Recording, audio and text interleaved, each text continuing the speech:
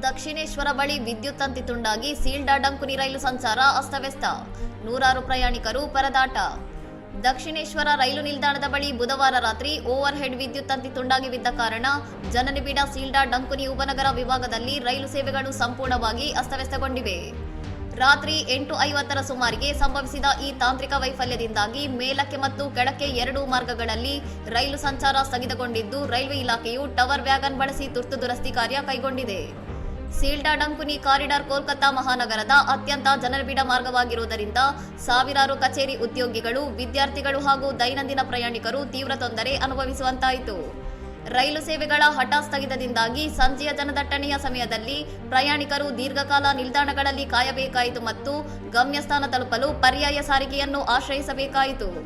ಈ ತಾಂತ್ರಿಕ ದೋಷದ ಪರಿಣಾಮವು ಕೇವಲ ಡಂಕುನಿ ವಿಭಾಗಕ್ಕೆ ಮಾತ್ರ ಸೀಮಿತವಾಗದೆ ಸೀಲ್ಡಾ ಮುಖ್ಯ ಮಾರ್ಗ ಹಾಗೂ ಬಂಗಾವ್ ಮಾರ್ಗದ ರೈಲು ವೇಳಾಪಟ್ಟಿಯ ಮೇಲೂ ಗಂಭೀರ ಪರಿಣಾಮ ಬೀರಿದೆ. ವಿದ್ಯುತ್ ಸರಬರಾಜು ಮರುಸ್ಥಾಪಿಸಲು ಮತ್ತು ಹಳಿಗಳ ಸುರಕ್ಷತೆ ಖಚಿತಪಡಿಸಲು ಅಧಿಕಾರಿಗಳು ತಡರಾತ್ರಿಯವರೆಗೆ ನಿರಂತರ ಶ್ರಮಿಸಿದ್ದು, ಜಾಲದಾದ್ಯಂತ ರೈಲುಗಳ ವಿಳಂಬದಿಂದಾಗಿ ಪ್ಲಾಟ್ಫಾರ್ಮ್ಗಳಲ್ಲಿ ಭಾರೀ ದಟ್ಟಣೆ ಉಂಟಾಗಿದೆ. ಇನ್ನಷ್ಟು ಸುದ್ದಿಗಳಿಗಾಗಿ ನೋಡ್ತಾ ಇರಿ ಸೌರಂ ಟಿವಿ.